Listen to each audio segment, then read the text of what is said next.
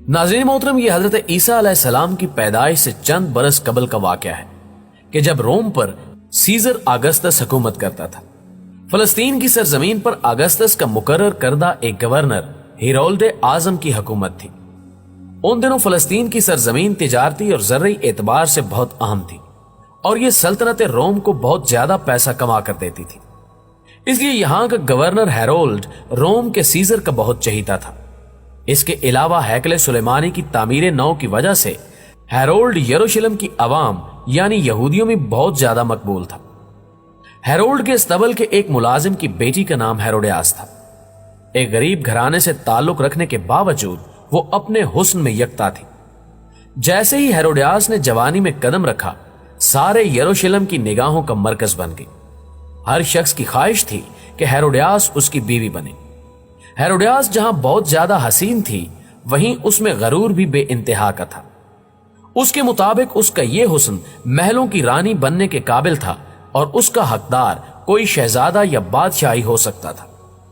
हेरोडियास का रानी बनने का ख्वाब आहिस्ता आहिस्ता जनून में बदलने लगा।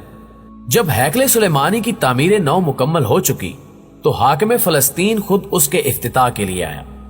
एक मजहबी त्योहार के दिन यरूशलेम किसी दुल्हन की तरह सजा हुआ था और हर यहूदी जश्न मनाने में मसरूफ था। उस जश्न में जहां यरूशलेम के मर्दो जन शरीक थे, वहीं हेरोडियास भी उस जश्न में भरपूर शिरकत कर रही थी। इसी दौरान उसकी मुलाकात हेरोल्ड के दूसरे बेटे फिलिप से हुई और फिलिप हेरोडियास के हुस्न के जाल में फंस कर रह गया। फिलिप पहले से शादीशुदा था, मगर उन दिनों बादशाहों और शहजादों का कई कई बीवियां रखना मायूब ना समझा जाता था। नाज़रीन गिरामी, फिलिप हेरोडियास को अपने साथ अपने शहर कैसरिया ले गया। हेरोडियास की दिली ख्वाहिश पूरी हो चुकी थी और वो झोंपड़ी से महल में आ चुकी थी।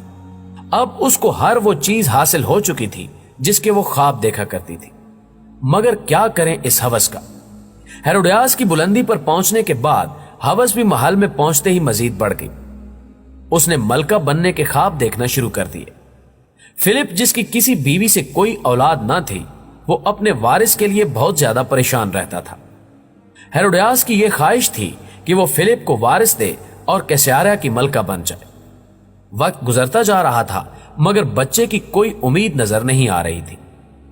एक दिन हेरोडियास की एक कनीज ने उसे एक बूढ़ी औरत के बारे में बताया जो शहर के बाहर एक गार में रहती थी। कनीज ने हेरोडियास को बताया कि लोग उस बूढ़ी औरत के पास अपनी मुरादें लेकर जाते हैं और कामयाब वापस लौटते हैं। हेरोडियास ने उस बूढ़ी औरत के पास जाने का इरादा कनीज से जाहिर किया और कनीज उसे लेकर एक दिन उस बूढ़ी औरत के पास उस गार में जा पहुंची। हेरोडियास के पूछने पर बूढ़ी औरत ने उसे बताया कि तेरी औलाद जरूर होगी और वो इतनी मशहूर होगी कि तेरी औलाद को लोग रहती दुनिया तक याद रखेंगे। बूढ़ी औरत की इस पेशगोई पर हेरोडियास बहुत खुश हुई। अभी वो इसी खुशी में थी कि बूढ़ी औरत फिर गोया हुई, लेकिन तेरी औलाद अपने गुनाह अजीम की वजह से याद रखी जाएगी। हेरोडियास ये सुनकर वापस चली आई। चंद ही दिनों बाद हेरोडियास उम्मीद से हुई और उसके घर एक लड़की पैदा हुई जिसका नाम सलोमी रखा गया। मगर फिलिप को इससे ज्यादा खुशी ना हुई, क्योंकि वो लड़के की ख्वाहिश रखता था ताकि उसके तख्त का कोई वारिस हो सके। द डिस्कवरी के मुअज़्ज़िज़ दोस्तों, हेरोडियास की अहमियत उस महल में अब पहले जैसी ना रही। चंद ही दिनों के बाद फलस्तीन का हाकिम हेरोल्ड आजम और फिलिप का बाप और हेरोडियास का ससुर चल बसा और उसकी सल्तनत उसके 3 बेटों में तकसीम हो गई। फलस्तीन की तकसीम में से छोटा हिस्सा फिलिप के हिस्से में आया और सबसे ज्यादा आमदनी वाला हिस्सा जो फिलिप के छोटे भाई एंटीपास, जिसे हेरोल्ड सानी भी कहा जाता है, के हिस्से में आया। हेरोडियास और एंटीपास की पहली मुलाकात हेरोल्ड आजम की तदफीन के मौके पर हुई। एंटीपास एक नौजवान और मजबूत जिस्म का मालिक शख्स था। वो पहली ही नजर में हेरोडियास के इश्क में मुब्तला हो गया। ये हेरोडियास की अदाएं ही थीं जिसने एंटीपास को उसका दीवाना बना दिया। हेरोडियास अब फिलिप से छुटकारा चाहती थी, जिसके लिए उसने एंटीपास को अपनी मोहब्बत के जाल में फंसा लिया और एक दिन फिलिप की सालगिरह के मौके पर उसके भाइयों और दूसरी सल्तनत के हुक्मरानों और रूमी सल्तनत के ओहदेदारों को बुलावा भेजा गया। एंटीपास जैसे इसी मौके की तलाश में था। वो हेरोडियास की मोहब्बत में खिंचा चला आया। हेरोडियास ने निहायत चालाकी से एंटीपास से अपनी अदाओं का जादू दिखाकर वादा ले लिया کہ وہ اسے اپنی ملکہ عالیہ بنائے گا، اور ایک دن دونوں موقع دیکھ کر وہاں سے بھاگ نکلے۔ اس بات پر فلپ اور اینٹی پاس کے درمیان کئی جنگیں ہوئی۔ بعد ازاں رومن حکومت کی مداخلت پر دونوں میں صلح ہو گئی۔ اینٹی پاس کے کچھ علاقے فلپ کو دے دیے گئے اور ہیروڈیاس کو اینٹی پاس کے حوالے کر دیا گیا۔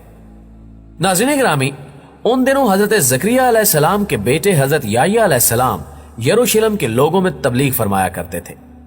آپ علیہ السلام کا انداز گفتگو نہایت شیریں اور نرم ہوتا تھا۔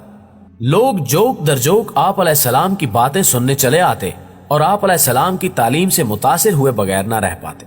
ان دنوں زیادہ تر یہودی عالم رومی سلطنت کے پچھو ہوتے اور حق بات کہنے سے گھبراتے تھے، لیکن حضرت یحییٰ علیہ السلام ہر خوف سے پاک اپنے لوگوں کی تبلیغ کیا کرتے، اور آپ علیہ السلام کھلے الفاظ میں بادشاہ اینٹی پاس کے اس عمل کی مخالفت کرتے کہ اس نے اپنے بھائی کی بیوی کو بھگا کر اس سے شادی کر لی۔ بادشاہ اینٹی پاس نے اس جانب تو کوئی توجہ نہ دی، مگر ہیروڈیاس جو کہ سلطنت کی ملکہ تھی نے آپ کو گرفتار کرنے کا حکم دے دیا اور آپ علیہ السلام کو اپنے باغ کی سیرابی کے کام پر لگا دیا۔ ہیروڈیاس نے کئی بار اینٹی پاس کو اس بات پر اکسایا کہ وہ حضرت یحییٰ علیہ السلام کے قتل کا فرمان جاری کر دے، مگر اینٹی پاس نہ مانا۔ ہیروڈیاس اور فلپ کی بیٹی سلومی، جس کی خوبصورتی نے اپنی ماں کو کہیں پیچھے چھوڑ دیا تھا، جوان ہو چکی تھی، اور کئی بادشاہ اور شہزادے اس کے خواب دیکھتے تھے۔ ایک دن محل کی کھڑکی سے باغ کا نظارہ کر رہی تھی کہ اس کی نظر حضرت یحییٰ علیہ السلام پر پڑی۔ حضرت یحییٰ علیہ السلام کے چہرے پر ایک معصومیت اور خدا تعالی کی طرف سے ایک ایسا نور تھا کہ وہ متاثر ہوئے بغیر نہ رہ پائیں۔ اس نے حضرت یحییٰ علیہ السلام کو اپنے محل میں طلب کیا اور انہیں دعوت گناہ دی، لیکن حضرت یحییٰ علیہ السلام نے اسے جواب دیا کہ میں تجھے دیکھنا بھی گناہ سمجھتا ہوں، اور وہاں سے چلے آئے۔ حضرت یحییٰ علیہ السلام کا انکار سلومی کو ناگوار گزرا اور وہ انتقام کی آگ میں جلنے لگی۔ وہ خوبصورتی جس پر اسے غرور تھا، اسے ایک قیدی نے ٹھکرا دیا تھا۔ سلومی کے لیے یہ بات نہایت عجیب اور ہتک آمیز تھی۔ کچھ دنوں بعد بادشاہ اینٹی پاس کی سالگرہ کا دن آ پہنچا، جس میں شرکت کے لیے بہت سے حکمران اور روم کی سلطنت کے اعلیٰ عہدیداران شمولیت کے لیے آئے۔ بادشاہ اینٹی پاس کے قدموں میں تحفوں کے ڈھیر لگے تھے، اور ہیروڈیاس بادشاہ اینٹی پاس کی خدمت میں حاضر ہوئی اور کہا کہ میرا تحفہ سب سے عظیم اور اعلیٰ ہوگا، کیونکہ آج آپ کے سامنے جشن میں میری بیٹی سلومی رقص کرے گی۔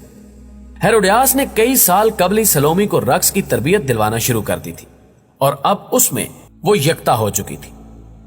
اس رقص کا مقصد بادشاہ اینٹی پاس کو خوش کر کے سلومی کو تخت کا وارث قرار دلوانا تھا۔ پھر بھرے دربار میں سلومی کا رقص شروع ہوا، جو کہ بے حیائی کی تمام حدود پھلانگ گیا۔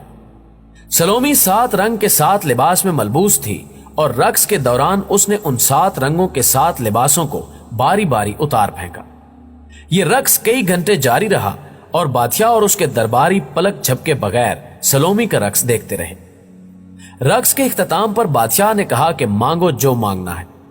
بدبخت سلومی نے بادشاہ سے حضرت یحییٰ علیہ السلام کے قتل کی خواہش ظاہر کی۔ بادشاہ چاہتے ہوئے بھی انکار نہ کر سکا، کیونکہ وہ بھرے دربار میں وعدہ کر چکا تھا، اور یوں اس بدبخت عورت کی خواہش پر حضرت یحییٰ علیہ السلام کی شہادت ہوئی۔